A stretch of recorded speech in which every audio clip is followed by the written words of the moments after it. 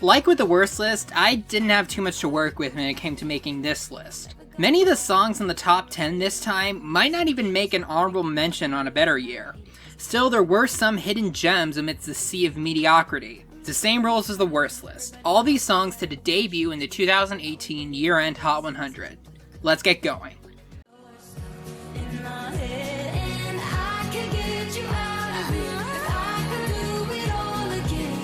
I know I'd go back to you.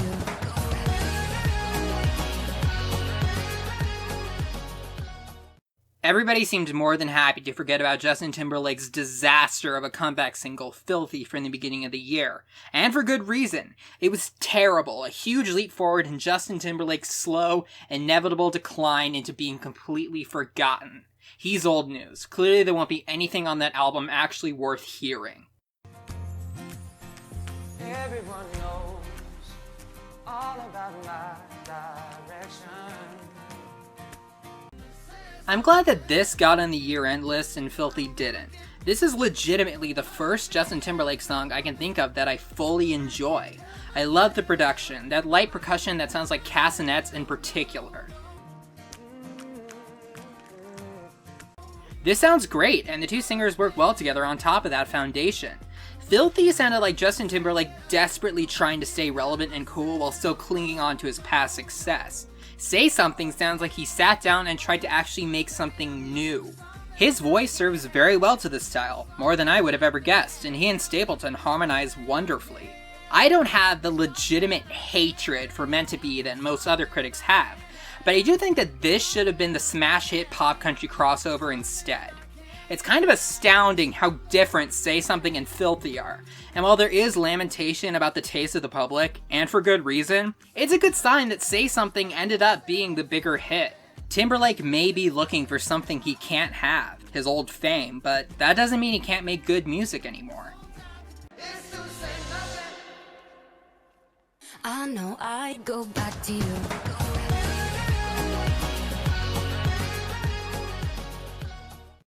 I made the decision a while ago to not see anybody's worst list until mine is published, and by then the best list is fully locked in.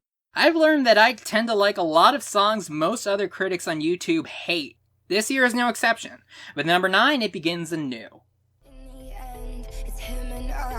My 65 speeding up the PCH, a hell of a ride. They don't want to see us make it, they just want to divide. For the record, I didn't know that these two were ever dating in real life, but looking back on this song, it makes sense because these two have legitimate chemistry. At least more than Halsey did with Drew Taggart on Closer. This song does have a rather serious, somber tone, but I think it works because it also has very serious subject matter. Let me tell you, it's not common to hear rap songs about stable, committed relationships. Halsey does well in this, and G-Eazy turns in the best performance I've heard from him. I seriously think he's underrated as a rapper because he really does have good flow and good lyrics. In Me, Myself, and I, the two parts of the song seemed very separate from each other, but Halsey and G-Eazy worked together to make him and I into a coherent whole. For whatever reason, a lot of other critics have called it boring and put it on their worst lists, but I don't really get it. I said in my own worst list that 2018 has led me to appreciate rap in a new way, and Him and I is one of the songs that contributed to that. Their relationship might not have been as lasting as they made it out to be in this song, but since it's why Him and I was made, I think it was a good thing for both of these artists. Not perfect, but very good and underrated in my opinion. It's him and I know I'd go back to you.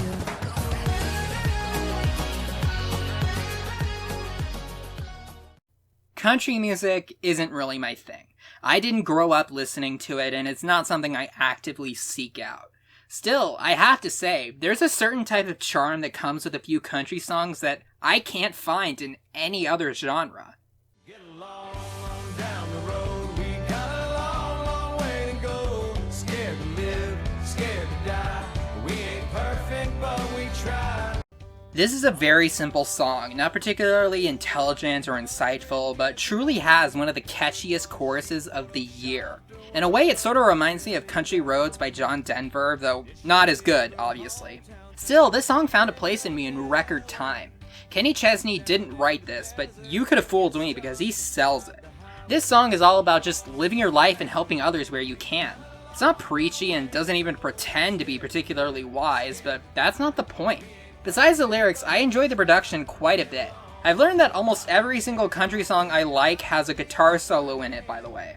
Every year, there's usually at least one country song with crossover success that I enjoy a lot. In 2016, it was Humble and Kind, last year was What Ifs, and Get Along was it this year. It is a little sad that songs like Body Like a Back Road and Meant to Be are the ones that break records on the country charts and become pop hits, while songs like this, while doing well, in comparison get left in the dust. I don't think I'm speaking out of turn when I say that songs like this are better than songs like that when it comes to representing the things that country music is supposed to be about. I'm not a part of the culture. I don't follow the country charts or anything like that, but I'll like a song from any genre, and I really do like Get Along. I know I'd go back to you.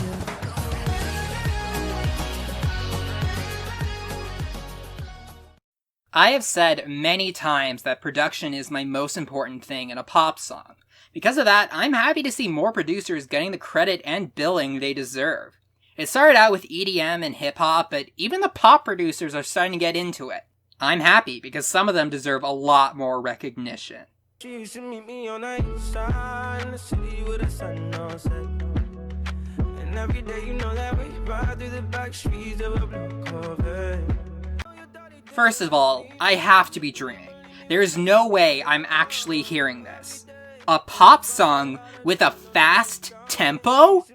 Those exist? I thought that those went extinct! I've said in the past that Benny Blanco is one of the most prolific hitmakers in the industry, and I meant it.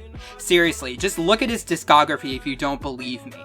It makes sense that for his first song as a lead artist, he was able to get help from some big names like Ed Sheeran, Halsey, and Khalid.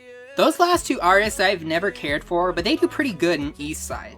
Even so, what matters in this song is the production, and I love the way that it's produced. My favorite thing about it is the drive of it. This is a powerfully catchy song, and a lot of that has to do with how it's so much faster than any other pop song right now.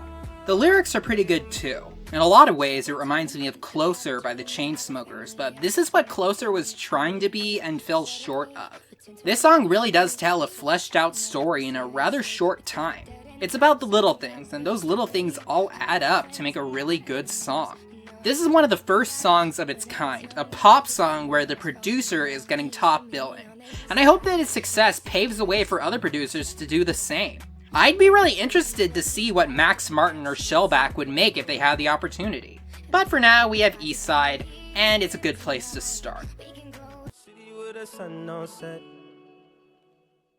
I know I'd go back to you.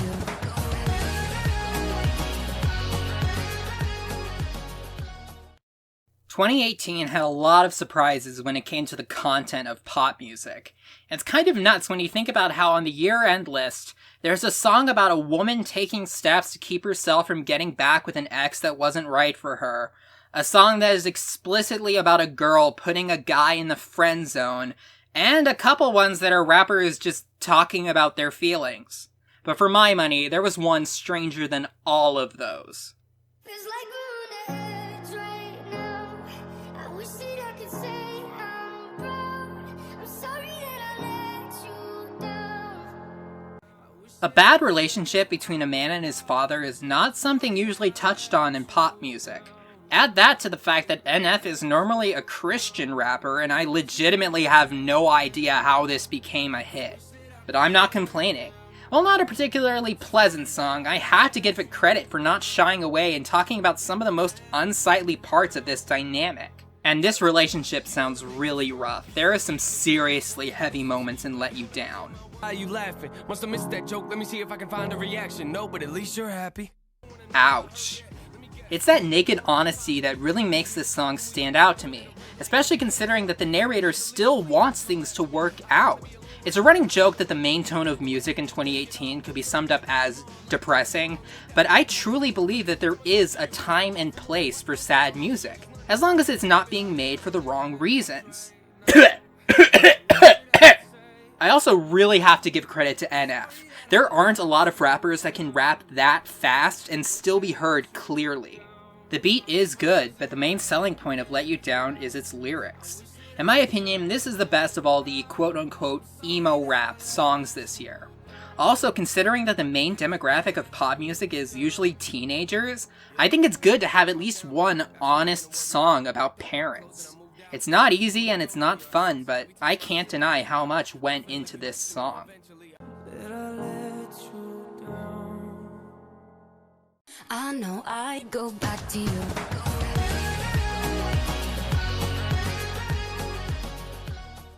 Imagine Dragons returned to chart success last year with Believer, a song that most music critics hated, myself included.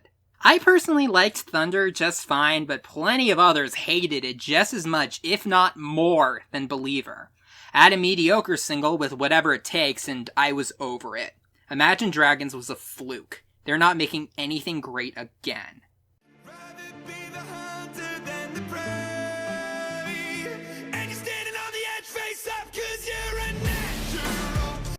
Against All Odds, Natural is the best song they've made since its time, and I say against all odds because there are a lot of things in this song that I absolutely hated in Believer. But Natural is Imagine Dragons making this type of song right. In Natural, the main acoustic guitar riff is actually up front and melodic instead of being so quiet and stupidly simple it blends into all the other rhythmic elements. The percussion is also a lot better here, not being so ridiculously strident that they just detract from everything. But the biggest difference is the lead singer's performance. Believer was full of annoying high-pitched squealing, and while the singing in Natural is really intense, he mostly stays in his middle range, and only really turns things up to 11 at one point in the song. I don't like how Imagine Dragons is clearly just trying to remake Radioactive, but if they're gonna do it, they might as well do it right. Believer added so much intensity to the Radioactive formula that it was overwhelming, but Natural added just enough to actually make it better, at least in my opinion. I generally like the Imagine Dragons sound when they're doing folk rock like in Its Time or synth rock like in Radioactive, but since Imagine Dragons has apparently decided to make this oddly stripped acoustic screamo their signature style, I'm glad they've at least demonstrated that they could make it work. I know I'd go back to you.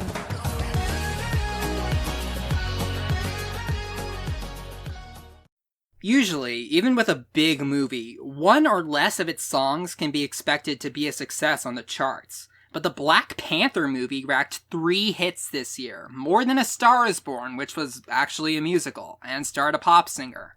I've never seen Black Panther, but I do love one of the songs.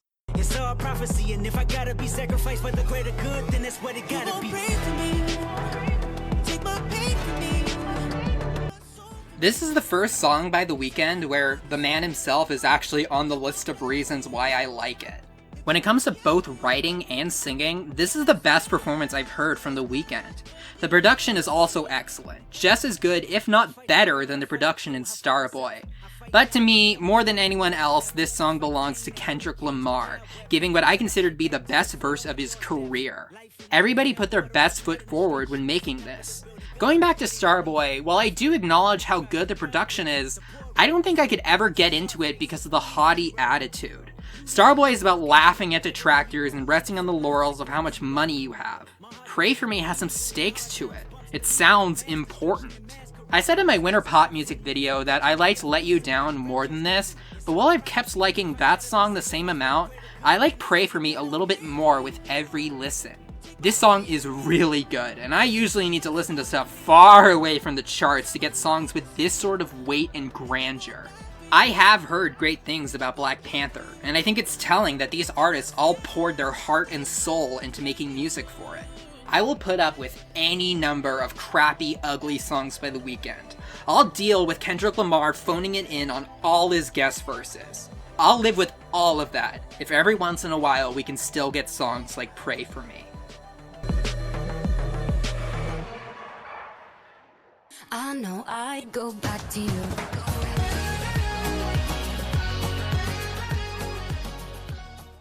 Getaway Car is without question the best song off of Reputation, and while it was released as a single, it didn't go anywhere and never even got a music video.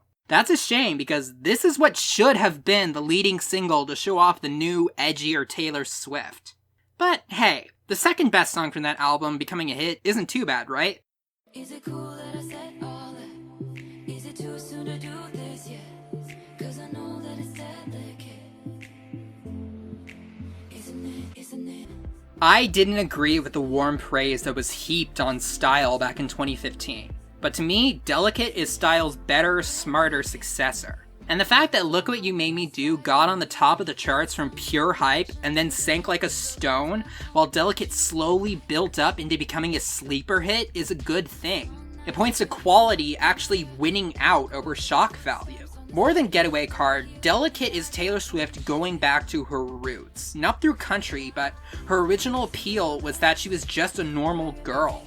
I don't want Taylor Swift to be this glamorous superstar. I don't want her to be a catty, wannabe supervillain. She can be poetic and symbolic in her writing and all that, but Taylor Swift has always been at her best when she's just being herself. Or at least the person that I hope she is in real life.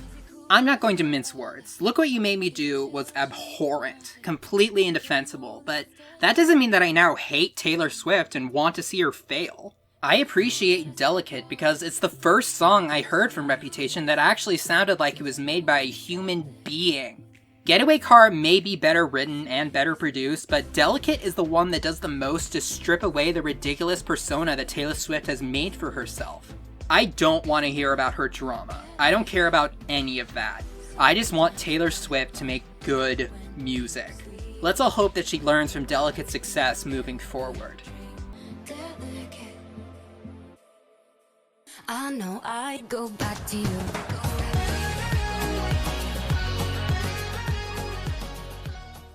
If you weren't sick of Drake before this year, you're sure as hell sick of Drake by now. His album bomb led him to shatter an obscene number of chart records, and even with Pusha T's atom bomb of a diss track, Drake couldn't be stopped. But truth be told, I was fully done with Drake by God's plan. He keeps making the same garbage over and over. I never actively liked Drake's music, and nothing he could do would ever change that. You're showing up, but it's alright. It's a short life, yeah.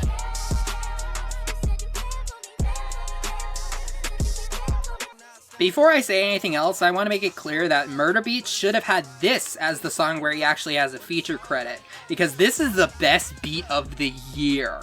It's fun, it's light, and it just makes me happy. All three of those are things I never anticipated saying about a Drake song, but this year has been full of surprises. At its core, Nice for What is an anthem for the ladies, and I think it works very well for that. Certainly more than Girls Like You could ever hope to be anyway. But like with many good things, I think it has a universal appeal. I think anybody could get something from Nice for What. There's something very poignant about it.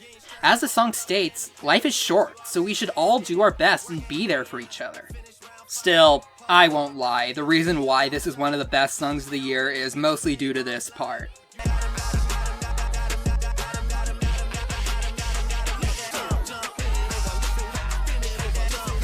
I've always kind of rolled my eyes when people use the term banger when referring to a song, but Nice or What is a banger. It's energetic and powerful, while all of Drake's other hits this year were sludgy and pathetic. Just like we need sad songs, we need happy songs too, and this song makes me happy in a way none of the other pop songs this year could. I didn't have any respect for Drake as an artist. I still don't really, but Nice or What has been an unstoppable force of good this year. By most accounts, Scorpion was a bloated mess of an album. But Nice or What sounds like a song that will stand the test of time and be remembered as that one bright spot in the Drake deluge of 2018. There's still the number one song to go, but before that, let's get through the honorable mentions.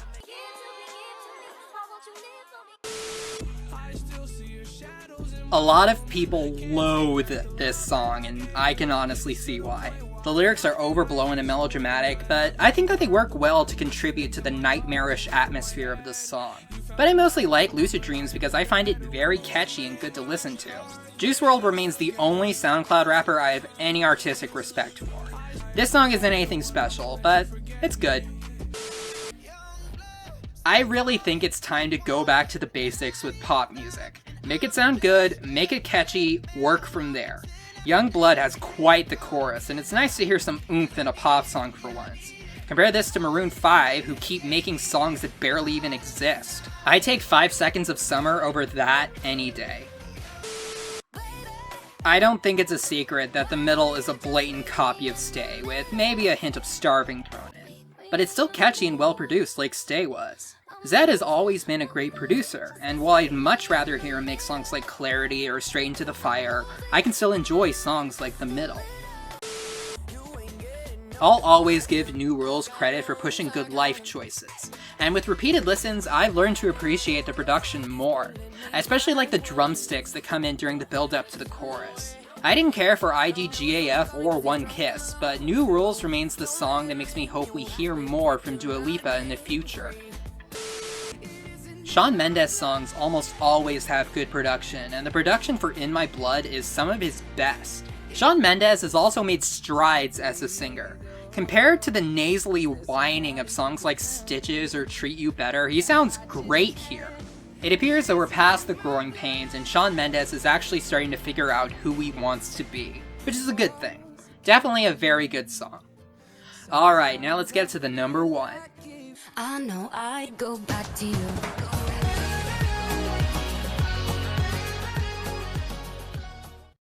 As I've said, there's a need for both sad music and happy music. But what if there was a song that could be both? A song that could manage to be both happy and sad at the same time? There was one that became a hit this year, and it's my number 1 pick. No, that means I'll have to leave.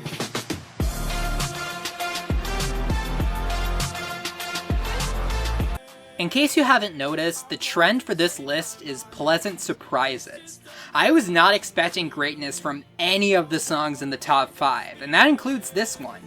I thought that Wolves was totally boring, and while I do kind of like Friends, I didn't think it was that remarkable. I wasn't anticipating much from Marshmello's next hit, but then I listened to it and it blew me away. Normally songs with such heavy subject matter and happy production would be tonally dissonant, but they actually work together to make a song that's truly touching and bittersweet. Happier is the perfect name for it because it's all about enduring something heartbreaking to get to something better. By the way, the music video makes me cry every time I see it. It's a cheap ploy, I know, but for whatever reason I never thought that it was just empty and manipulative. Still, this list is for songs and not music videos, and I do genuinely love Happier. Bastille's lead singer is pouring his heart and soul into his performance, and the production by Marshmello is stellar. I didn't know that he actually knew how to make drops, but this is a great one, getting across both the melancholy and hope of the track.